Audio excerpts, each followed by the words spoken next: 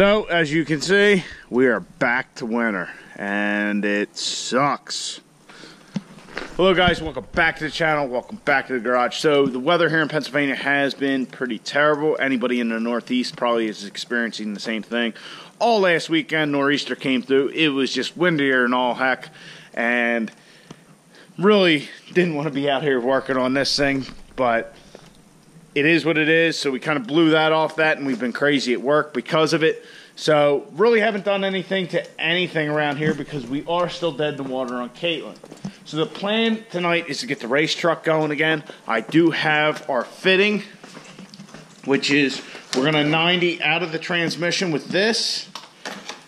Hook up this little sensor there so we can get our trans fluid temperature coming right out of the torque converter so we know exactly what's going on when we're staging the truck, when we're driving the truck, all that. We will also have the pan temperature gauge, so we're going to know exactly what's going on with that transmission. So that way we don't have any further issues, and if we happen to have an issue, we can catch it before it becomes a big problem. So while we're here looking at Caitlyn, as you can see, still no head. I got the heads back from Miller's. The big thing, they said that there was no visual cracking on this #1 cylinder. They didn't magnaflux it and hot tank it and all that because he told me, he said they are different heads. This is the earlier style head like you would find on an 07.5 to like an 09 engine. So as you can see, this coolant port right here is different than on our head right here. So the guy at Miller's told me that could you use this head and put it on there and it work? Possibly. He says he wouldn't trust it. He wouldn't do it to his own truck. So, you know, after you spend all the money, because this would need a complete rebuild, you know, shave it down, magnaflux, the whole 9 yards. After you put all that work into this and then get everything back together, fully assemble the entire engine, and then come to find out it's not going to work, not really worth the risk. And I agreed with him. So he like that, and you get looking online, nobody can kind of show you. There's nothing I can find to give me a straight answer about that, you know. So we're just going to avoid that problem altogether. We're going to just keep that head with this block in case we ever need the combo. Maybe we'll get rid of it at a later date. I don't know. So looking for a head, really, there are a few different options that I've come across. You go through a Dodge dealer, which they're like 3 days out, and they're much more expensive than anything else, as you would expect. We can also get a Cummins head from Cummins, where just give them the engine number, which is nice. If you put an aftermarket valve cover on your truck, make sure you keep the original valve cover, or at least the engine number, that engine serial number. They can use that, look up parts exactly for your engine. So just keep that in your records. So anyway, we could get a head through them, which would be a reman unit. They have them on the shelf. They're not that bad price-wise. I mean, it isn't cheap. Anyway, we're going to go, but they're not bad. A third option, other than a used head, because at this point, I just don't want to deal with a used head, and now we got to get crack checked, and you just won't know. So anyhow, not a reman head, a new head altogether. So there is a company called ProMax. They make a casting that is a brand new head. Well, it's made in China, which, yes, that sucks. And anything I've seen, everybody says stay away from them. The guy at Miller's told me he had one in there. It worked, but he basically told me he wouldn't put it on his truck. So, you know, customer brought it in, wanted it trued up and all that. And, yeah, we'll do the work for you, but he didn't like it, he says. So anyway, there is another company called Power Stroke Products. I just found out about them today. There's actually a local performance shop I talked to about it, and they said that's what they use. They haven't had any problems with them. They put them on all kinds of trucks with the cracked heads like mine. And Power Stroke Products is based in Texas. I actually spoke with them today on the phone, and apparently they are in the same building or something like that as Hamilton Cams. Apparently they are two brothers. You know, one has Hamilton Cams, the other one has this Power Stroke Products. So they have a casting that is, I guess, their casting. It is also made in China, but how the guy explained it to me is if they made it in America, nobody would be able to afford it. They wouldn't be able to sell them, and it would just be kind of a waste. He says it wasn't feasible to do that, but they work very closely with the manufacturer, whoever's making them, to make sure everything's right. He says they got thousands of them out there, or a couple thousand out there, and he said we haven't had any problems. He said the castings are thicker where the crack-prone areas of the head are, to avoid cracking. So he also told me that it doesn't matter if we decide to get it O-ringed.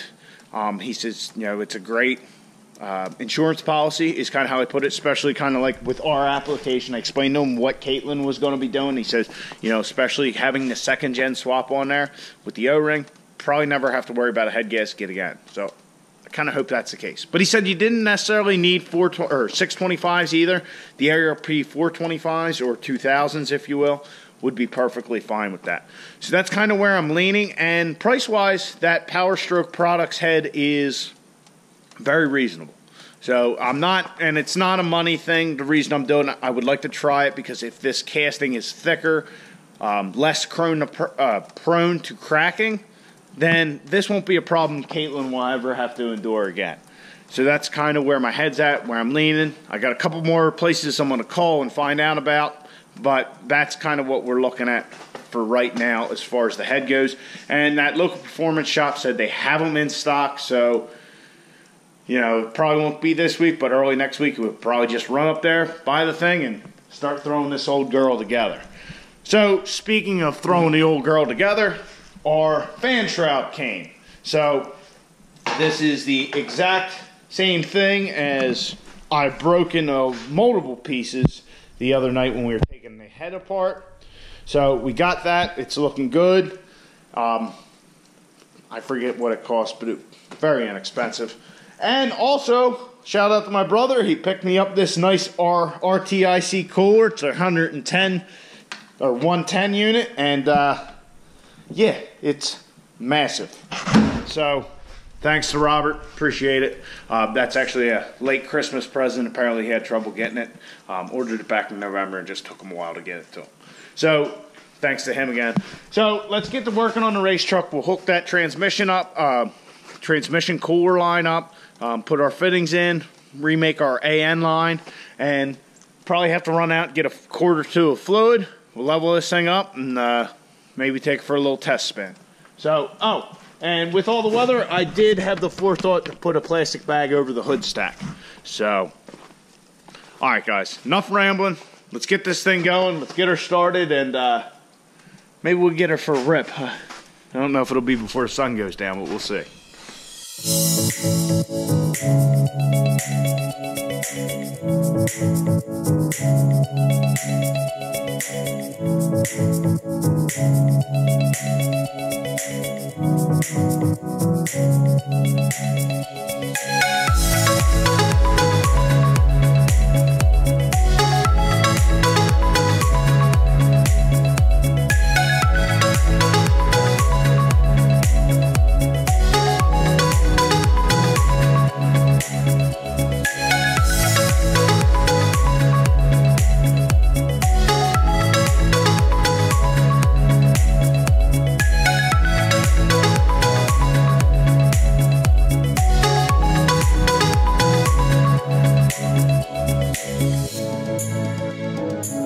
Let's start the bitch.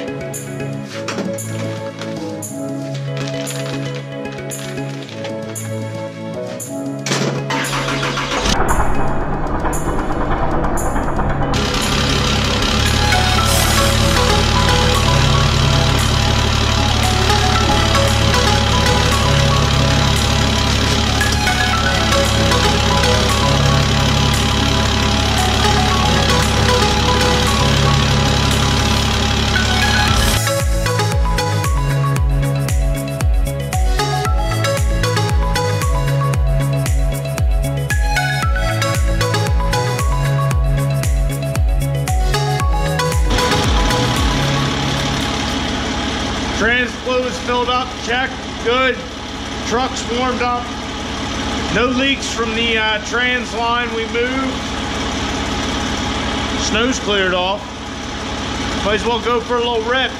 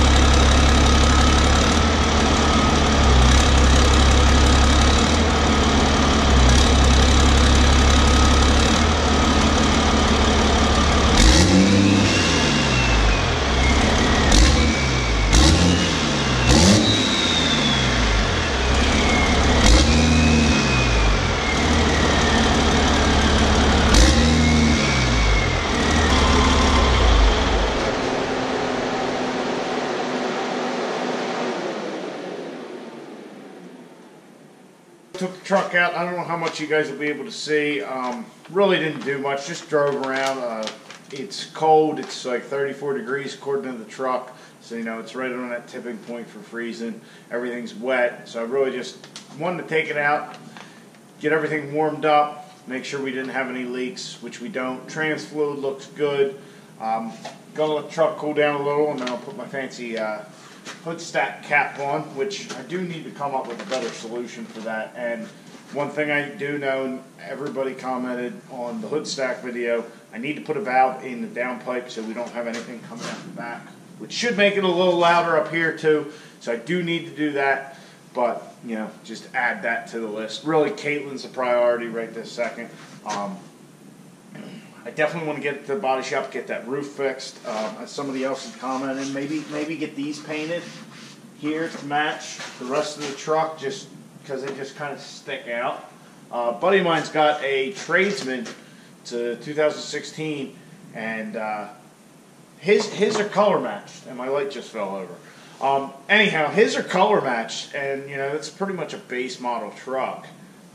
It's the higher of the Tradesman's, whatever that is, SLT or whatever. But his are paint matched, so I don't know. Maybe this is just an older thing, 2010 being the first year and whatnot. But everything seems to work as it should, so I'm happy about that. You know, we could drive the race truck if we wanted to. I really would like to get the transmission gauges in it for the converter, the one that we put that sensor port in for tonight, and the one for the pan, just so that way if I drive it to work in the morning, I can keep an eye on all that stuff, and I can, hey, if we have a problem or I think we have a problem, I can call Muldoon's up and say, hey, this is what I'm seeing, you know, and just go from there. I'm hoping that it's not an issue, but hey, never hurts to be looking at stuff. Like, I don't really care about EGTs because, well, that's a turbo, that's whatever, but you know what to say. EGTs are just a number. But no, EGTs for our application is not going to be an issue. It shouldn't be an issue, I should say, with the bigger exhaust housing and all bigger turbo wheel and all that stuff. So I'm not worried about an EGT gauge at this point. But that transmission, it's given us enough fits already, so we want to keep a good solid eye on that, and just knowledge is power, you know. So I just want to have that information and be able to see what's going on. If there is a problem, catch it sooner rather than later. So for the most part, won't be driving the truck until we do that. And my plan for the gauges, if you guys remember, I pulled them out off the dash. My plan was kind of, when we do the cage, to mount them on the cage in the little pods, because once again, I hate pillar pods. I can't stand them. It's just 90% of diesel trucks out there have them. Well, I don't want to be like everybody else. That's all there is to it. All right, guys, so I've rambled on enough. We got a little bit done. The race truck is back moving around under its own power, so that's one knocked out now. And hopefully this coming week we'll get CAITLYN back on the road and get her all sorted out so we can have the garage and get this thing all caged up. Well, I got to get it to the body shop once again first. But anyway, get this thing in the body shop, get that roof fixed. Maybe we'll get that there later this week, and then get that started so we can start, you know, after we get CAITLYN out of the garage, we can work on doing the cage, like I had said, seems like a month and a half ago now. But that's kind of the game plan. Hope you guys enjoyed. If you did, please like the video. Subscribe to the channel. I'll catch you guys on the next one. Get out in your garage. Get to working on your truck. I